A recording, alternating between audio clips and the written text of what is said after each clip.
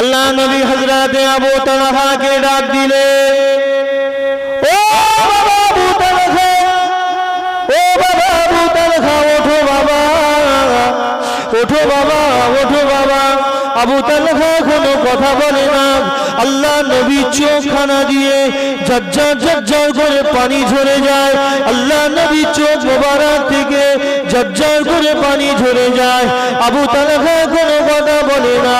আল্লাহ নবী সাহাবারা আবু তালহাকে ডাকতে লাগে, ও ভাই আবু তালহা, উঠে বড় ভাই, উঠে বড়, উঠে বড় ভাই, উঠে বড়। আবু তালহা কোনো কথা বলে না। আল্লাহ নবী শেষ একবার ডাক দিলেন, ও বাবা আবু তালহা। এইরকম যেইভাবে ডাকটা দিলেন আবু তালহা, আল্লাহ জমিন থেকে একটুখানি চোখটা খুলে তাকালো। জোরে বলেন সুবহানাল্লাহ।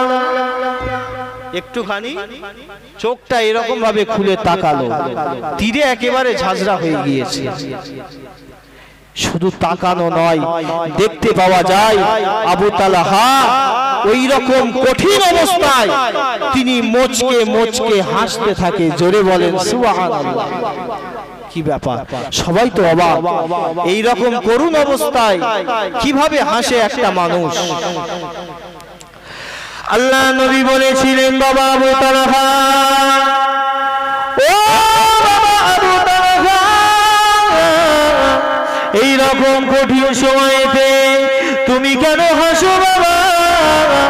আমি নবী, আমাকে একটু বলো, আমি নবী, আমাকে একটু শোনাও।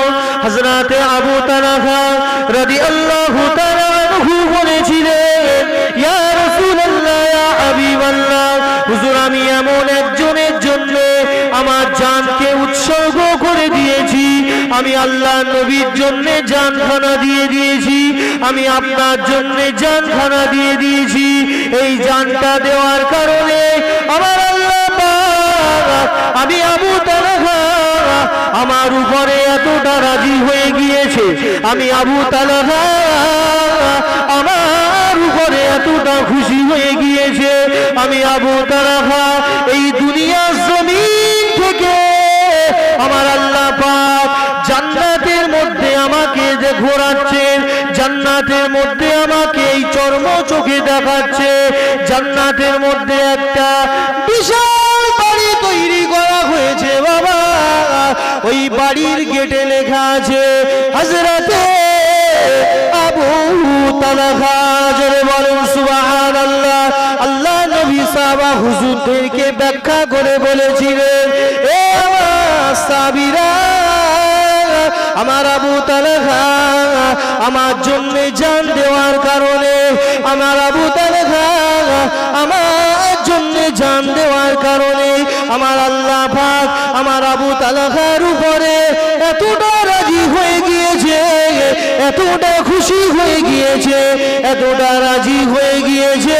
আমার আবু তালহাকে জান্নাতের মধ্যে একটা বিশাল বালাখানা তৈরি করে দিয়েছে, বিশাল ঘর তৈরি করে দিয়েছে। এই ঘরের মালিক আমার আবু তালহাকে করেছে। তোমরা কি লক্ষ্য করনি, আমার আবু তালহা যখন একটুখানি চোখটা খুলেছিল, আমার আবু তালহা হাসতেছিল।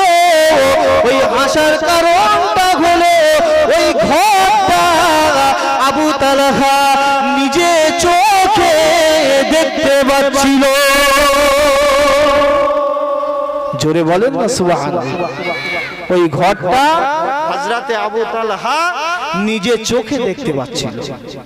কি ভালোবাসা, কি মহব্বত। আর আজকে সেই নবীর মাহফিল হচ্ছে, আমাদের মধ্যে কি মহব্বত আছে এ তো বোঝাই যাচ্ছে, এ তো বোঝাই যাচ্ছে। নবীকে ভালোবাসতে হবে, মহব্বত করতে হবে।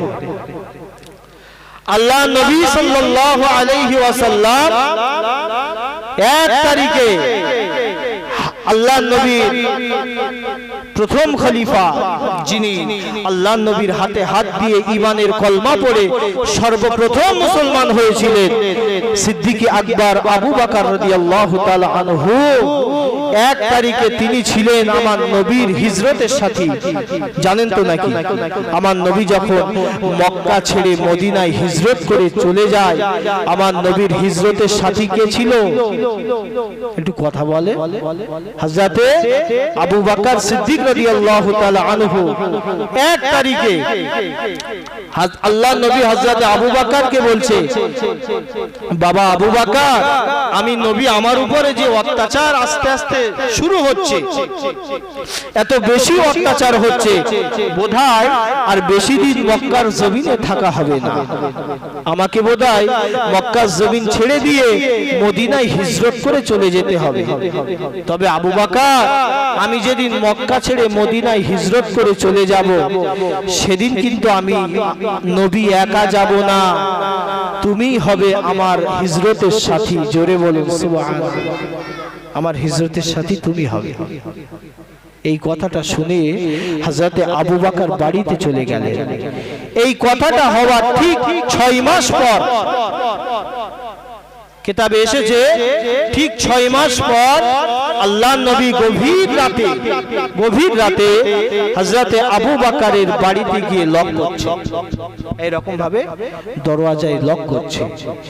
একবার লক করার সঙ্গে সঙ্গে আল্লাহর নবী এই লক করার সঙ্গে সঙ্গে আবু বকর দরওয়াজাখানা খুলে দিলেন। দেখতে পেলেন আল্লাহর নবী আবু বকর একেবারে সরঞ্জাম সবকিছু গুছিয়ে গাছিয়ে পোটলা পুটলি মাথায় করে নিয়ে রেডি হয়ে বসে আছে। জোরে বললেন না? একটু খুশি হয়ে বললেন না? কি ভালোবাসা! 6 মাস আবু বকর কিন্তু জানতো না আল্লাহর নবী আজকে আসবে। আল্লাহর নবী দেখে তো অবাক হয়ে গেল যে কি ব্যাপার, আবু বকর তুমি খবর পেলে কোথা থেকে? তুমি এই খবরটা পেলে কোথা থেকে? এটা তো আমি নবী ছাড়া আর কেউ জানে না। তুমি এই খবরটা পেলে কোথা থেকে?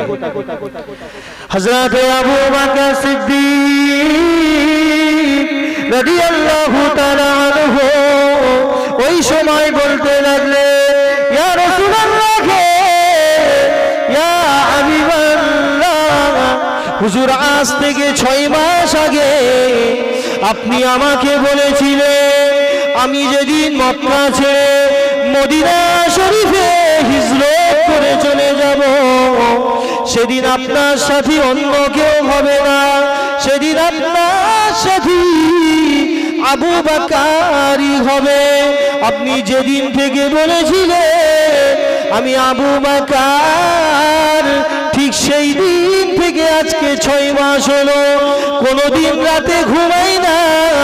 আমি আবু বকর জানতাম যখন আল্লাহর নবী আসবে রাতের বেলায় আসবে, আল্লাহর নবী রাতের বেলায় আসবে, আমি যদি তখন ঘুমিয়ে থাকি, আল্লাহর নবী যদি এসে ডাক দেয়, আমি আল্লাহর নবীর ডাকে সাড়া দিতে পারবো না।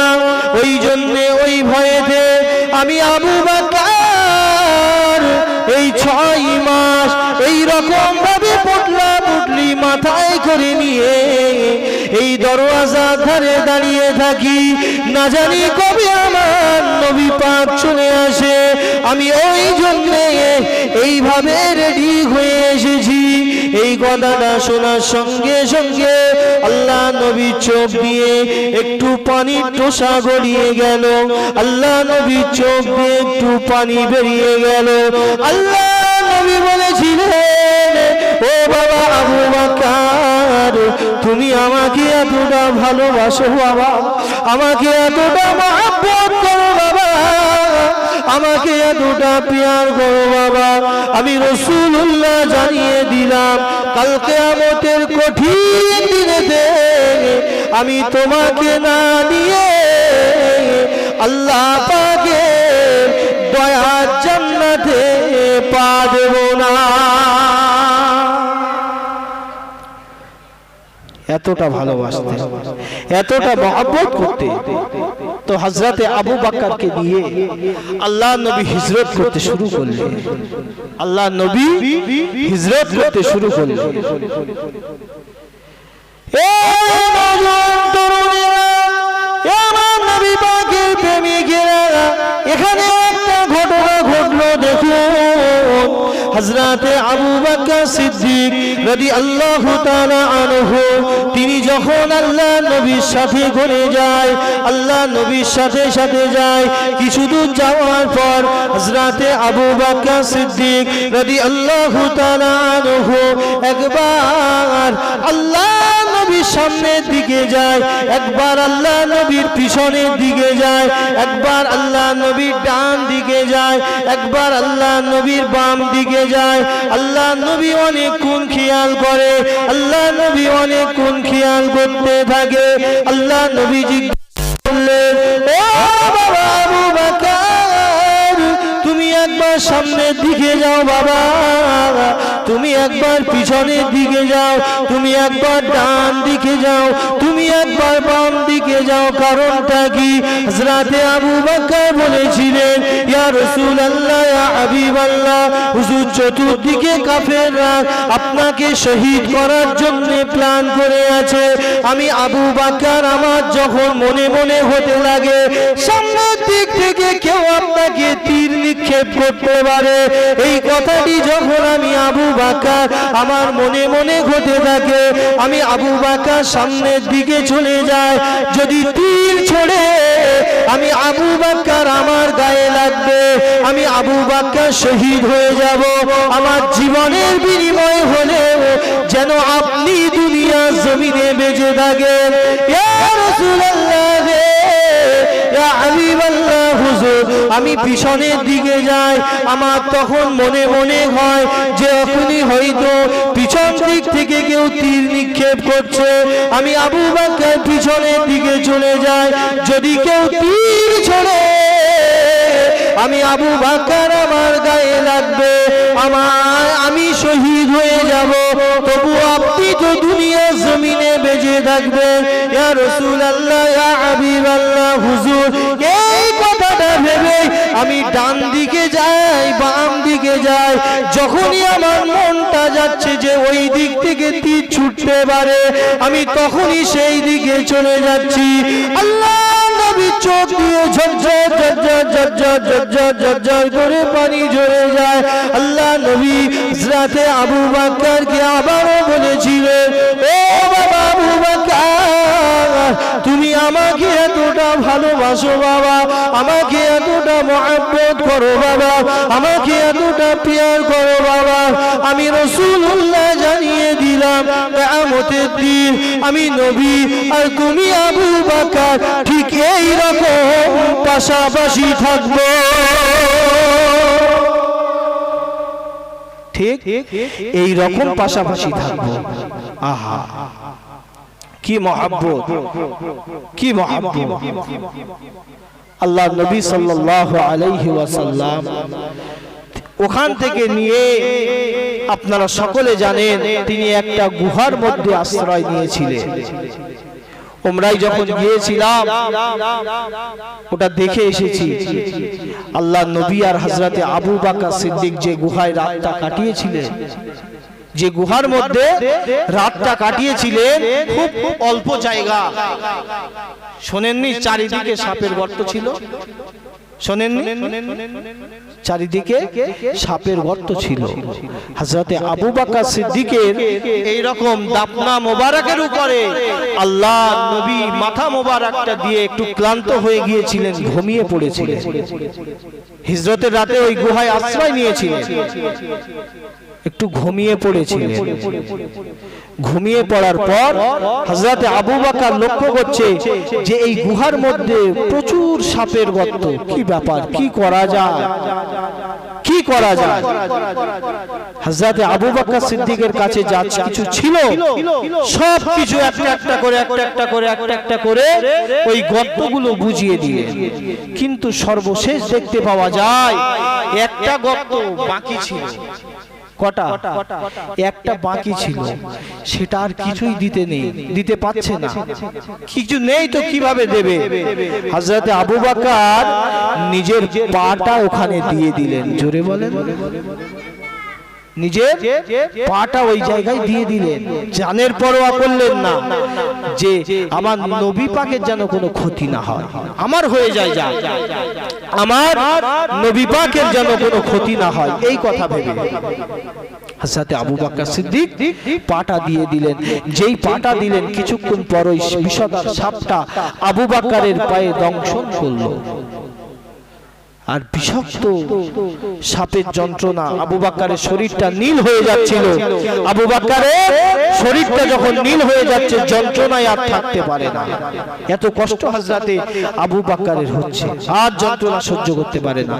যেহেতু নবী আপনার উপরে মাথা দিয়ে শুয়ে আছে, আবু বকর কাঁদতেও পাচ্ছে না, যদি চোখের পানিটা আমার নবীর চোখের উপরে পড়ে যায়, আমার নবীর ঘুমটা ভেঙে যাবে, এটাও আমি আবু বকর বিয়াদবি মনে করি, এই কাজটাও করতে পারছি না।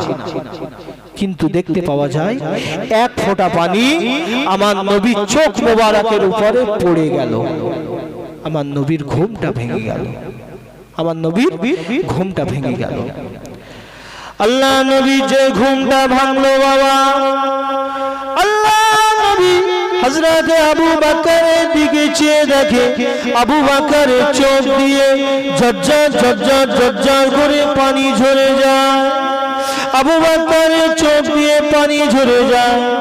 আল্লাহ নবী হযরত আবু বকরকে জিজ্ঞাসা করে, ও বাবা আবু বকর, তুমি কেন কাঁদো বাবা, তোমার কি হয়েছে, তুমি কেন কাঁদো, তোমার কি তোমার বাড়ির কথা মনে পড়লো? কি বলছে, তোমার কি তোমার বাড়ির কথা মনে পড়লো? হযরত আবু বকর সিদ্দিক রাদিয়াল্লাহু তাআলা আনহু তিনি বলতে লাগলেন, না ইয়া রাসূলুল্লাহ, ইয়া হাবিবাল্লাহ, হুজুর এই গুহার মধ্যে দেখুন এত সাপের গর্ত রয়েছে, আমি আমার আসবাবপত্র দিয়ে সমস্ত গর্তগুলো আটকে দিলাম, কিন্তু না না না, একটা গর্ত বাকি রয়ে গেল, নিজের পাটা এই গর্তে দিয়ে দিলাম। ইয়া রাসূলুল্লাহ, ইয়া হাবিবাল্লাহ, হুজুর এই বিষধর সাপ আমার পায়ে দংশন করেছে, আমি আবু বকর, আমি ওই কষ্ট সহ্য করতে পারি না, আমি আবু বকর ওই কষ্ট সহ্য করতে পারি না, আমার শরীরটা নীল হয়ে যাচ্ছে, আমি আপনার অনেক চেষ্টা করেছিলাম আমার চোখের পানিটা যাতে আপনার শরীর মোবারকে না পড়ে, কিন্তু আমি পারলাম না, আমার অজান্তে আমার চোখের পানিটা আপনার চোখ মোবারকের উপরে পড়ে গেল। আল্লাহ নবী বলেছিলেন, ও বাবা আবু বকর, তুমি তো আমি নবী, আমাকে একটি বার তো ডাকবে বাবা, আমাকে তো একটি বার ডেকে দেবে, তুমি এত কষ্ট ভোগ করলে বাবা, এত কষ্ট দিন। ইন কুনতুম তুহিব্বুনাল্লাহ, তারা যদি আপনার গুনাহগার উম্মত উম্মতি যদি আমি আল্লাহ আমাকে ভালোবাসতে চাই, তারা যেন আপনাকে ইত্তেবা করে, আগে আপনাকে অনুসরণ করে, আগে আপনাকে ভালোবাসে। কার ভালোবাসার আগে? আল্লাহকে ভালোবাসার আগে আল্লাহ নিজেই বলে দিচ্ছে কাকে? আমার নবীকে ভালোবাসতে হবে, তারা যেন আপনাকে ইত্তেবা করে। আর তারা যদি আপনাকে ভালোবাসতে পারে, আমি আল্লাহ আমার ভালোবাসাটা তারা পেয়ে যাবে অটোমেটিক। আর যারা উভয়ের ভালোবাসাটা পেয়ে যাবে, তাদের সারা জীবনের গুনাহ আমি আল্লাহ এমনিই মাফ করে দেব। জোরে বলে। তাহলে আমার নবী পাককে ভালোবাসতে হবে। কি ভালোবাসতে হবে? তো আমার নবী পাককে পিয়ার করতে হবে, আমার নবী পাককে মহব্বত করতে হবে। নবী ছাড়া নাজাত নাই। একটা কথা মনে রাখবেন, আপনি যতই হজ করেন, যতই রোজা রাখেন, যতই দান খায়রাত করেন, যতই তাহাজ্জুদ পড়েন, যতই যাকাত দেন, আপনি অন্তরে যদি নবীর ভালোবাসা কম থাকে, আপনার সারা জীবনের আমল বরবাদ হয়ে যাবে। কারণ নবী ছাড়া নাজাত নাই। এদিকে একটু কম থাকলেও নবীর ভালোবাসা যদি অন্তরে বেশি থাকে, ওই ভালোবাসার কারণে আপনি নাজাত পেয়ে যাবেন। জোরে বলুন সুবহানাল্লাহ। তাহলে নবীকে ভালোবাসতে হবে, যা কারা নবীকে ভালোবেসেছিলেন তাদের দেখে শিক্ষা নিতে হবে। আমার নবীকে ভালোবেসেছিলেন হযরতে আবু তালহা রাদিয়াল্লাহু তাআলা আনহু, আল্লাহ নবীর একজন মস্ত বড় সাহাবা। কি নাম বললাম একটু বলে? হযরতে আবু তালহা রাদিয়াল্লাহু তাআলা আনহু। তিনি কেমন ভালোবেসেছিলেন, কেমন মহব্বত করেছিলেন। আল্লাহর নবী একটা যুদ্ধের ময়দানে আছেন, দেখতে পেলেন দূর থেকে কেউ একজন তীর নিক্ষেপ করছে। তিনি দেখতে পেলেন, হঠাৎ হযরতে আবু তালহা লক্ষ্য করলেন আমার নবী তো শহীদ হয়ে যাবে। হযরতে আবু তালহা দৌড়ে এসে তিনার আল্লাহর নবীর পিছনে এরকম ভাবে গার্ড হয়ে তিনি নিজের বুকে তীরখানা পেতে নিলেন। কিতাবে এসেছে একটা তীর, দুটো তীর, তিনটে তীর, এমনটা নয়, প্রায় আবু তালহার এই সিনা মোবারকটা পুরো তীরে ঝাঁঝরা হয়ে গিয়েছিল, পুরো তীরে ঝাঁঝরা হয়ে গিয়েছিল। আবু তালহা আল্লাহর জমিনে বেহুশ হয়ে পড়ে গিয়েছিলেন। ভালোবাসা ভালো তো আমিও বাসি, আপনিও বাসেন, আর তাদের ভালোবাসা কেমন? জান্নাত অত সহজ নয়।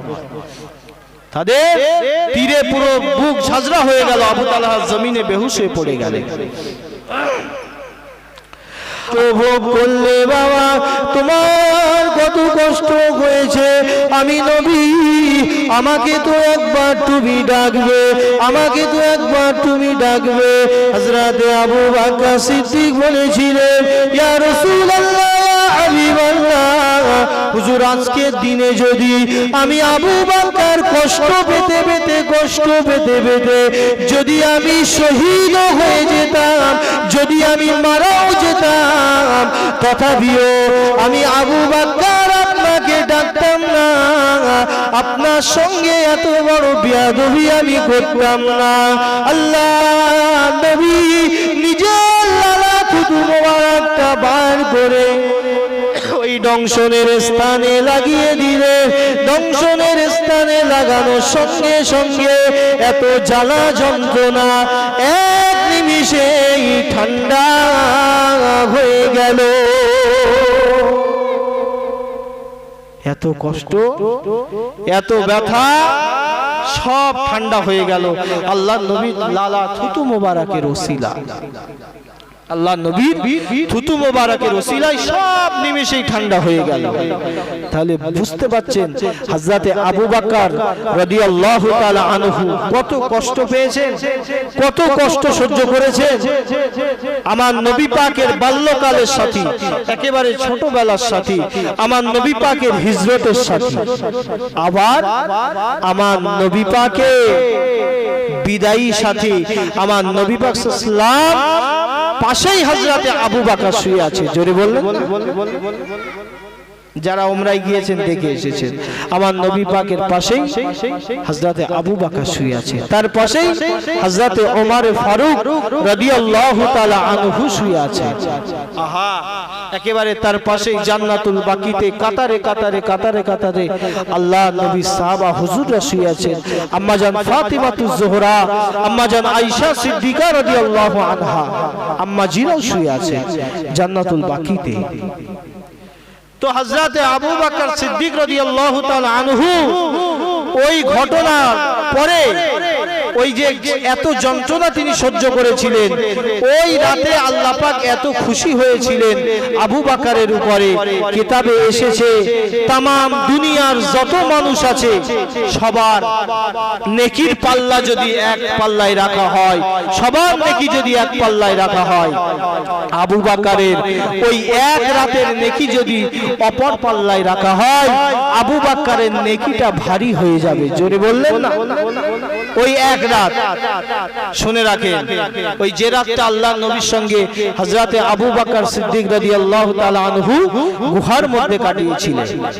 আহা, আম্মা জান আয়েশা সিদ্দিকা রাদিয়াল্লাহু তাআলা আনহা আর আল্লাহর নবী এক তারিখে দুজনে ফুরফুরে বাতাস হচ্ছে সন্ধ্যাবেলা, দুজনে গায়ে গা ঠেকিয়ে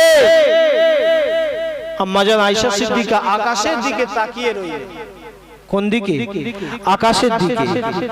হঠাৎ মার কি মনে হলো, আল্লাহর নবীর পাক বিবি আমাদের আম্মাজানের কি মনে হলো, একটু জিজ্ঞাসা করলেন, ইয়া রাসূলুল্লাহ, ইয়া হাবিবাল্লাহ, হুজুর একটা কথা জিজ্ঞাসা করব? বললো, বলো আয়েশা। বলছে, ইয়া রাসূলুল্লাহ, এই আকাশে লক্ষ লক্ষ কোটি কোটি তারা আমি দেখতে পাচ্ছি। এই আকাশে যত তারা আছে, এতটা তারা পরিমাণ নেকি আপনার কোন সাহাবার আমলনামায় আছে কি? বুঝতে পেরেছো? আম্মা জান আয়েশা সিদ্দিকা আমার নবী পাককে প্রশ্ন করছে, আকাশে কোটি কোটি তারা, এই টোটাল পৃথিবীতে যত আকাশে যত তারা আছে, এতটা পরিমাণ নেকি আপনার কোন সাহাবার আমলনামায় আছে কি? আল্লাহর নবী বললেন, হ্যাঁ আছে। বলছে, কার? বলছে, আমার সাহাবী হযরতে ওমর ফারুক রাদিয়াল্লাহু তাআলা আনহুর আমলনামায় কতটা পরিমাণ নেকি আছে, একবার জোরে বলেন সুবহানাল্লাহ। আম্মা জান আয়েশা সিদ্দিকার মনটা তো খারাপ হয়ে গেছে। কেন খারাপ হয়েছে বলুন তো? আম্মা জান আয়েশা সিদ্দিকা জানে যে আকাশে যতটা তারা আছে, তার থেকেও বেশি নাকি আমার আব্বার আমলনামায় তো থাকার কথা। ওনার আব্বা হযরতে আবু বকর। আম্মা জান আয়েশা সিদ্দিকা জানে যে হয়তো আল্লাহর নবী আমার আব্বাজির নামটা বলবে, কিন্তু বলেনি, আল্লাহর নবী ওমরের নামটা বলেছে। মা আয়েশার মনটা খারাপ হয়ে গেল। আম্মা জান আয়েশা জিজ্ঞাসা করছে, আল্লাহর নবী আম্মা জান আয়েশাকে জিজ্ঞাসা করছে, ও আমার পাক বিবি আয়েশা, তোমার মনটা খারাপ হলো কেন? বলল, আমার আব্বার সম্পর্কে কিছু বলবেন না? আমার আব্বার আমলনামায় অতটা নেকি নেই। মেয়ে তো বাপের নাম করেনি, মনটা একটু খারাপ হয়ে গেছে। আমার আব্বার সম্পর্কে একটু বলুন। আল্লাহ নবী বলেছিলেন, বিবি আয়েশা, ও আমার প্রাণের বিবি আয়েশা, তুমি তোমার আব্বার কথা জানতে চাও? তুমি তোমার আব্বার কথা জানতে চাও? আকাশে যতটা তারা আছে, এতটা পরিমাণ নেকি সারা জীবনের নেকি হযরতে ওমরের আমলনামায় আমার আল্লাহ দিয়েছে। কিন্তু তোমার আব্বা আবু বকরের যে রাতটা আমি নবী আমার সঙ্গে গুহার মধ্যে কাটিয়েছিল, তোমার আব্বা সাপের যন্ত্রণায় কাতরেছিল। তোমার আব্বা সাপের যন্ত্রণায় যারা সহ্য করতে না পেরে আমি নবী আমার চোখের উপরে পানি ফেলে দিয়েছিল।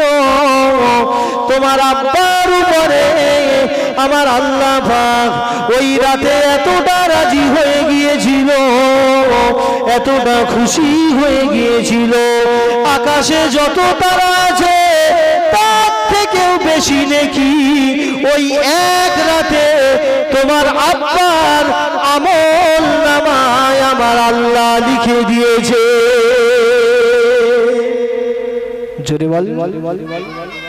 আয়েশা, তোমার আব্বা সারা জীবন চালতাস করতে হবে না। যে রাতটা আমি নবী আমার সঙ্গে গুহার মধ্যে কাটিয়েছিল, ওই রাতে যে নেকি তোমার আব্বা কামিয়েছে, আকাশে যত তারা আছে তার থেকেও হাজার হাজার গুণ বেশি নেকি আল্লাহ পাক হযরতে আবু বকরের আমলনামায় দিয়েছে। জোরে বলুন না সুবহানাল্লাহ। একবার মুহাম্মদে দরুদ আল্লাহুম্মা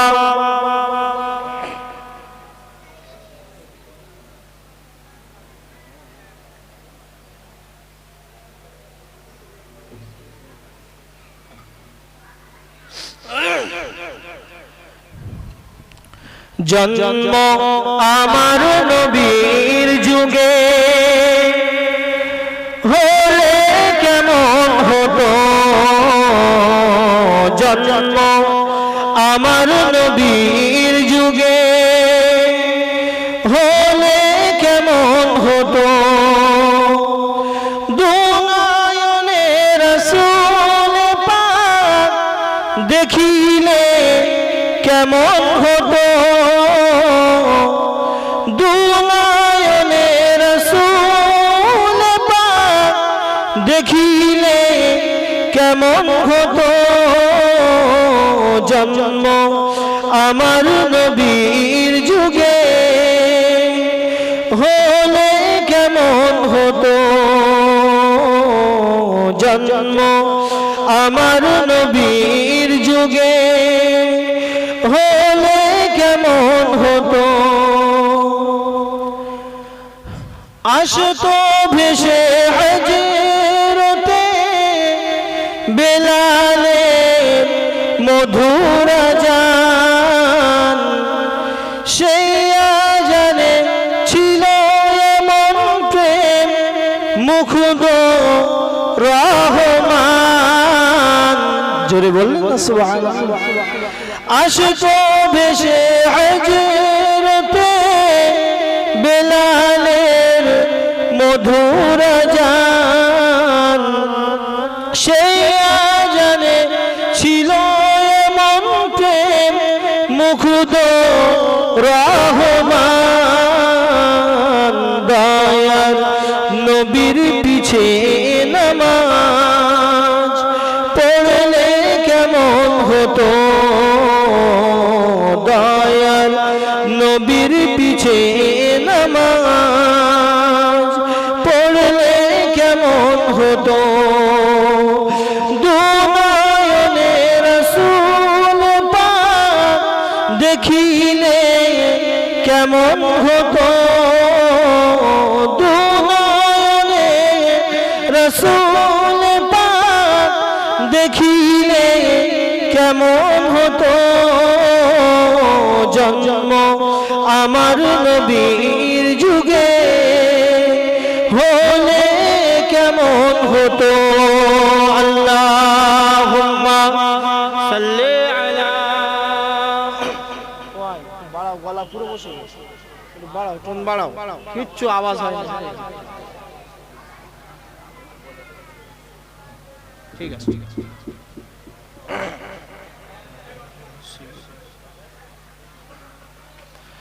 ওগো চাঁদ তুমি বলে দাও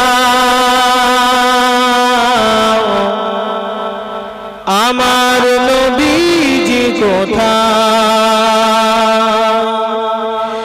ওগো চাঁদ তুমি বলে দাও আমার নবীজি কোথায়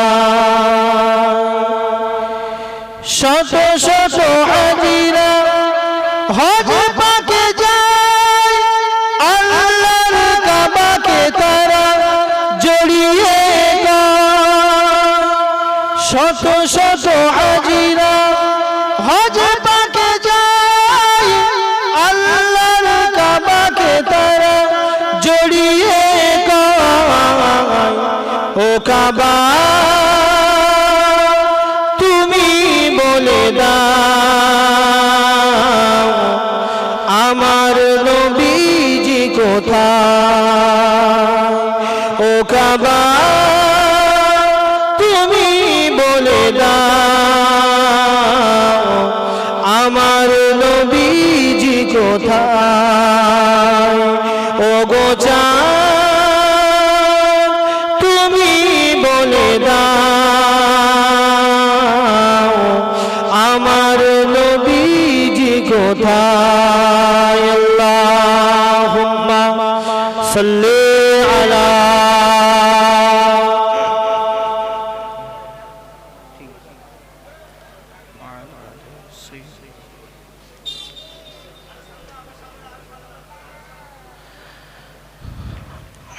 আমার দিনদার ইমানদার ভাইয়েরা নেককার আল্লাহওয়ালা বাবাজিরা আলোচনা যতক্ষণ করলাম শুধু শুনে চলে গেলে হবে না একটা হলেও আমল করার চেষ্টা করবেন আমার টোটাল আলোচনার মূল এটাই হলো যে নবীকে ভালোবাসতে হবে কি তাই তো নাকি নবীকে ভালোবাসতে হবে নবীকে ভালোবাসতে হবে নবী ছাড়া কিন্তু নাজাত নাই নবীকে যদি আমি আপনি মহব্বত না করতে পারি আমার আপনার সব আমল কিন্তু বরবাদ হয়ে যাবে সব আমল বরবাদ হয়ে যাবে, কিচ্ছু থাকবে না। নবীকে মহব্বত করুন, ভালোবাসুন। আমার পরে যিনি এসেছেন সুদূর পীরনগর হরিণখোলা দরবার শরীফ, সকলে চেনেন আমাদের জনাব পীরজাদা মহিবুল্লাহ হোসাইনি এবং মাহফুজুল্লাহ হোসাইনির ভাই জনাব পীরজাদা মাওলানা মোহাম্মদ ইনাতুল্লাহ হোসাইনি সাহেব, তিনি এসেছেন। তিনার পরপরেই পীরজাদা আবুল বাশার ভাই তিনিও আসবেন। এতে আপনারা খুশি তো নাকি? সকলে একটু তাকবীর দান তো দেখি। নারে তাকবীর, নারে তাকবীর, নারে তাকবীর। সিলসিলায়ে হক ফুরফুরা শরীফ, সিলসিলায়ে হক ফুরফুরা শরীফ, আওলাদে মুজাদ্দিদুজ জামান, আওলাদে মুজাদ্দিদুজ জামান, দাদা পীরের হক সিলসিলা, দাদা পীরের হক সিলসিলা। নারে তাকবীর, নারে তাকবীর। মাশাআল্লাহ। উনি নির্দিষ্ট সময় স্টেজে আসবেন, আমি আপনাদের কাছ থেকে বিদায় নেব। তার আগে ছোট্ট দু একটি কথা বলছি। আমরা এখানে যারা বসে আছি, ঊনবিংশ শতাব্দীর মুজাদ্দিদ পীর আবু বকর সিদ্দিক রহমাতুল্লাহ আলাইহি মুরিদ মুতাকিদিন, তিনার ভালোবাসার মানুষ তো আমরা নাকি? একটু বলবেন। দাদা পীরের সিলসিলাকে মানেন তো নাকি? আমার দাদা হুজুর পীর কেবলা রহমাতুল্লাহ আলাইহি 21, 22, 23 ইসালে সওয়াব। আজকে কত তারিখ? আজকে 22 তারিখ। তো এই 22 তারিখ লক্ষ্য করছে সিলসিলাকে যারা মেটাবার চেষ্টা করছে, আজকে একটুখানি লাইভ দেখুন। লাইভ অগণিত লাইভ চলছে যে প্রত্যেক দরবারে দরবারে দরবারে দরবারে কিভাবে মানুষের ঢল নেমেছে। এত মানুষ কোথায় ছিল? এত মানুষ কোথায় ছিল? মেজ দরবার থেকে শুরু করুন, জনাব পীরজাদা ইমরান উদ্দিন সিদ্দিকী ভাইজান, মিনহাজ উদ্দিন সিদ্দিকী ভাইজান, মেহরাব উদ্দিন সিদ্দিকী ভাইজান, পীরজাদা সওবান সিদ্দিকী ভাইজান, এনাদের দরবারে যা মানুষ আছে তো আছে। আর এদিকে ছোট হুজুর পীর কেবলা রহমাতুল্লাহ আলাইহির দরবারে অগণিত অগণিত লক্ষ লক্ষ ভক্ত মুরিদ, তারা শুধু একটুখানি ভাইজান পীর সাহেব হুজুরদের হাতে একটু হাত দেওয়ার জন্য পাগল হয়ে দাঁড়িয়ে আছে, পাগল হয়ে দাঁড়িয়ে আছে। আর এদিকে লোকে বলছে সিলসিলা থেকে মানুষ কেটে আসছে। কে? দাদা পীরের সিলসিলা থেকে মানুষ সরে আসছে। একবার গেলে বুঝতে পারবেন, দেখলে বুঝতে পারবেন। একটা একটা পীর সাহেব হুজুরের দরবারে কি মানুষ। পীরজাদা আব্বাস সিদ্দিকী ভাইজান, সানাউল্লাহ সিদ্দিকী ভাইজান, পীর আবু ইব্রাহিম সিদ্দিকী ভাইজান, আবু ইব্রাহিম হুজুর ইন্তেকাল করেছেন, পীর ইব্রাহিম সিদ্দিকী হুজুর, তিনার দরবারে গিয়ে দেখুন কি মানুষের ঢল নেমেছে। আল্লামা পীর ওমর সিদ্দিকী হুজুর কেবলার দরবারে কি মানুষের ঢল নেমেছে। ফুরফুরাকে যতই আপনি মেটাবার চেষ্টা করে, ফুরফুরাকে আমার আল্লাহ কবুল করে নিয়েছেন। কিয়ামত পর্যন্ত দাদা হুজুরের সিলসিলাকে আল্লাহ জারি রেখে দেবেন। জোরে বলুন সুবহানাল্লাহ। এই ফুরফুরাকে আমার আল্লাহ কবুল করে দেবে। দাদা হুজুরের সিলসিলা হক সিলসিলা। কি সিলসিলা? হক সিলসিলা। আমার দাদা হুজুরের সিলসিলার মধ্যে আজও পর্যন্ত কেউ একটু ভুল দেখাতে পারেনি, এরকম ক্ষমতা কারো হয়নি। আমার দাদা হুজুর পীর কেবলার পীর সুফি ফাতে আলী ওয়াইসি রাহমাতুল্লাহ আলাইহি, কি নাম? মানিকতলা জমিনে শুয়ে আছেন সুফি ফাতে আলী ওয়াইসি রাহমাতুল্লাহ আলাইহি। তিনি তিনার মুরিদ ছিলেন আমার দাদা পীর কেবলা। যখন হুজুর আমার কোন জায়গায় যেতেন, দাদা হুজুর পীর কেবলা রহমাতুল্লাহ আলাইহি তিনি সুফি ফাতে আলী ওয়াইসি জুতো দুটো মাথায় করে নিয়ে পিছনে পিছনে যেতেন। জুতো দুটো মাথায় করে নিয়ে পিছনে পিছনে যেতেন। আল্লাহর ওলি সুফি ফাতে আলী ওয়াইসি রহমাতুল্লাহ আলাইহি তিনি দেখতে পেতেন বাবা, তিনি দেখতে পেতেন সুফি ফাতে আলী ওয়াইসি বলতেন, ও আবু বকর তুমি আমার জুতো দুটো কেন মাথায় করে নিয়ে আসো বাবা, আমার জুতো দুটো তুমি রেখে দাও। হযরতে দাদা হুজুর পীর কেবলা রহমাতুল্লাহ আলাইহি বলতে, ও আমার পীর, ও আমার মুর্শিদ, আমি আপনার জুতো দুটো মাথায় করে রাখি, এতে আমার কিছু মনে হয় না, আমার কোনো কিছু মনে হয় না, মনে মনে হয় আমার পীরের জুতো রেখে দিয়েছি। দাদা হুজুর পীর কেবলা বলেছিলেন, সুফি ফাতে আলী ওয়াইসি বলেছিলেন, আমার পীরের জুতো তুমি যখন মাথায় করে রেখেছো, তামাম পৃথিবীর মানুষ আবু বকর তোমার জুতো মাথায় করে রাখবে। জোরে বলে সুবহানাল্লাহ। একটু দাঁড়িয়ে যান, একটু তাকবীর দেন, নারে তাকবীর, নারে তাকবীর, নারে তাকবীর। জনাব ভাইজান হুজুর কেবলা, জনাব ভাইজান হুজুর কেবলা, পীরনগর দরবার শরীফ, পীরনগর